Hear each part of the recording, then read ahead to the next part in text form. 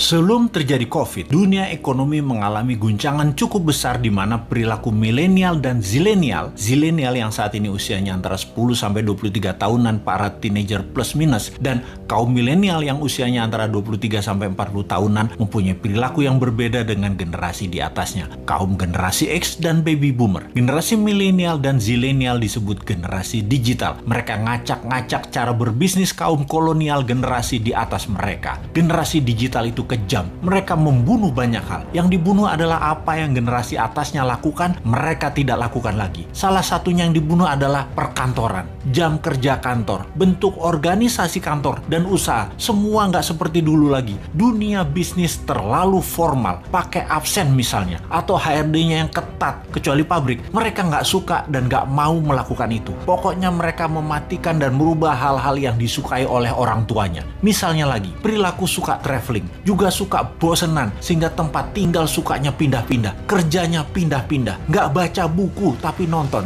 nggak baca koran tapi sosmed, nggak punya mobil tapi light asset yang dipakai atau sharing car dengan platform transportasi, suka nampang dan traveling belusukan paket murah meriah. Generasi digital juga membunuh media TV karena generasi digital everyone is broadcaster, everyone is reporter. Merek dan brand dibunuh juga oleh generasi digital. Brand itu menjadi less important bagi mereka. Bagi mereka yang penting adalah 3R, yaitu rating, review, dan recommendation. Lalu masuk masa COVID. Mendadak dunia bisnis menjadi harus digital. Tepatnya dipaksa menjadi digital. Dipaksa jualan lewat platform marketplace. Dipaksa jualan lewat iklan di sosmed. Dipaksa menggunakan gadget di tangan bisnisnya. Dunia UKM Indonesia tidak banyak yang siap. Tidak banyak yang paham. Dan dunia bisnis selama pandemi yang tidak janji kapan berakhirnya, kapan herd immunity-nya tercapai, tidak tahu kapan dunia terbebas dan menyelesaikan pandemi ini, maka dunia brick and mortar, dunia bisnis bata dan semen menjadi terancam. Apa saja dunia bata dan semen itu? Seperti gedung sekolah, tempat wisata, hotel, ruko, mall, perkantoran, crowd gather event seperti bioskop, konser, sport event, musik event, MICE, semua menjadi menggantung bisnisnya. Dibuka nggak terlalu untung, ditutup pasti rugi. Bisnis semen dan bata karena pandemi, pengunjungnya dan aturannya sering on off. Akhirnya mereka harus segera pivot.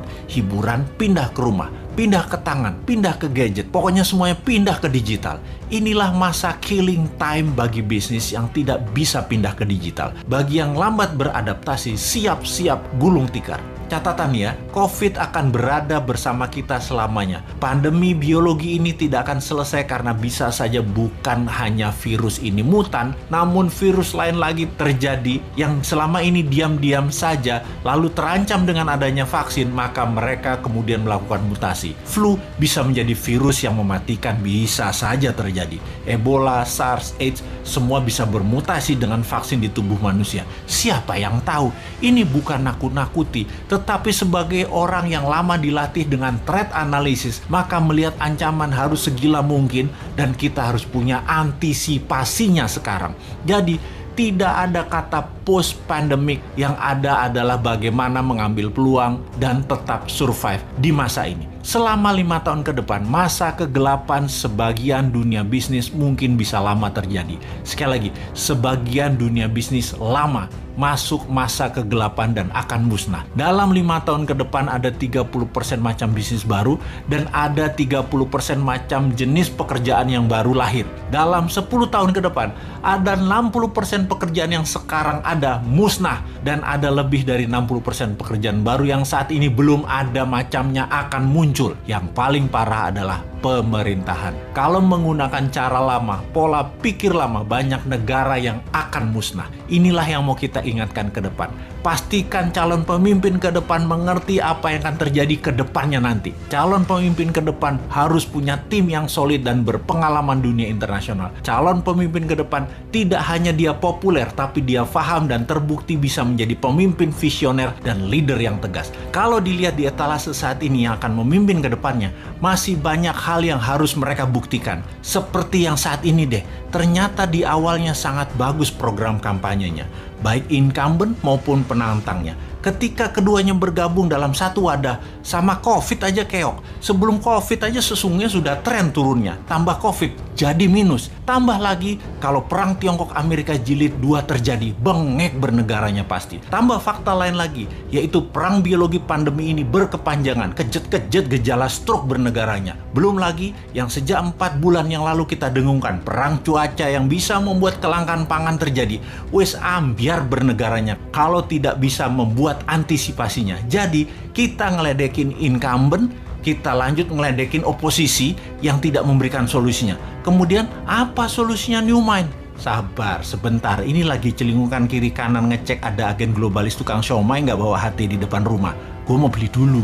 Avengers tuh apaan sih artinya? Itu kalimat saya pagi tadi ketika sarapan. Begini ayah, anak saya yang bungsu yang baru 12 tahun mencoba memberi jawaban versi dia. Dia melanjutkan, kalau ayah dizolimi lalu ayah melakukan tindakan balasan langsung, itu ayah melakukan revenge namanya. Ini dark justice ya ayah. Ayah balas langsung sendiri. Kalau ayah nggak bisa balas, lalu aku yang membalas perilaku zolim orang ke ayah, itu aku namanya Avengers. Kalimat itu cukup menyentak saya. Lumayan juga diajari anak zilenial ini. Straight to the gut, langsung tonjok perut. Dia melanjutkan, jadi ide-ide ayah di sosmed kalau banyak yang bergerak lalu membuat kekuatan melawan Thanos dunia, mereka adalah Avengers di dunia nyata. Asli ketonjok 2 kali ulu hati saya. Saya mantuk-mantuk berimajinasi sehingga berlanjut ke tindakan saya menginformasikan kepada sahabat semua. Jadi, melihat keadaan dunia saat ini yang dikuasai medical Thanos, harus kita menjadi Avengers terhadap kejahatan mereka. India misalnya punya obat non-Thanos yang mereka produksi sendiri. Hanya $40 atau 500 ribu rupiahan selesai masalah positif COVID dari diri seseorang dengan tingkat kesuksesan 98%.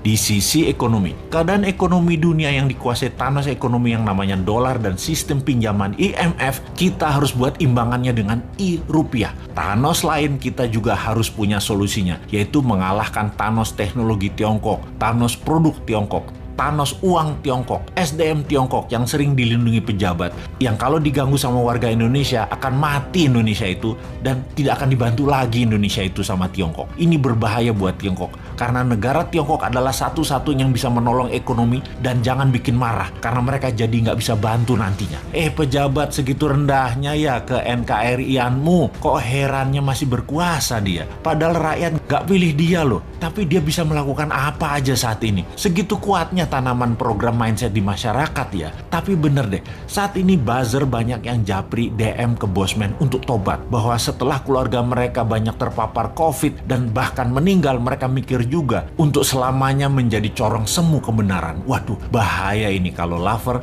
jadi hater. Kita tidak boleh membenci saudara sebangsa. Kita hanya mengingatkan perilakunya buzzer yang menjadi ancaman integritas dengan produknya membenci sesama anak bangsa. Kita harus sudahi. Para buzzer, tobat. Andalah pemecah belah kesatuan NKRI. Juga mereka di sekeliling pejabat di istana yang parnoan karena tidak ingin sisi lain anak bangsa dapat porsi.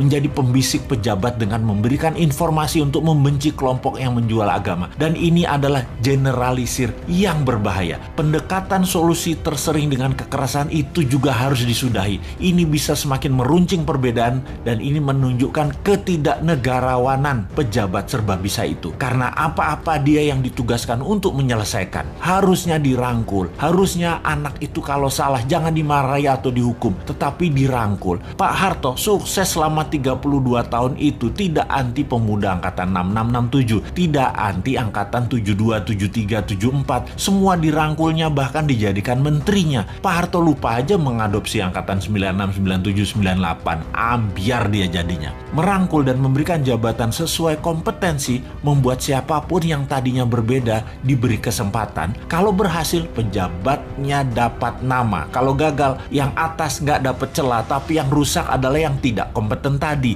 Jadi nggak ada ruginya sebenarnya kalau pejabat sekarang cerdas bernegaranya. Kalau pejabatnya sempit atau memang tak berilmu luas, ya pasti goncang bernegaranya. Masih belum nyadar juga ya wahai para pejabat ini. Ubahlah segera, reshuffle kabinet dengan mengganti 50% orang baru yang new mind. 3 3 tahun ke depan cukup membuat negara ini keluar dari arah yang miring ke satu sisi. Dan ingat, ada 190 negara lain yang bisa kita kerjasamakan. Bukan hanya Tiongkok saja. Bener deh, yang tidak kompeten dan tidak cocok dengan Perang Dunia Ketiga ini jabatannya dilengserkan, ganti dengan 30 orang baru. Tapi ya sudahlah, jabatan ada batasnya kok. Kita kembali ke Avengers. Dunia saat ini dikuasai Darkseid, dikuasai Thanos. Pertama, kita harus melakukan pemahaman dulu bahwa globalis cabal itu ada, tindakannya kejam, dan negara-negara pejabatnya yang lemah nasionalismenya pasti kemakan mereka dan negaranya tadi jadi jajahan versi baru. Kita harus edukasi bangsa Indonesia ini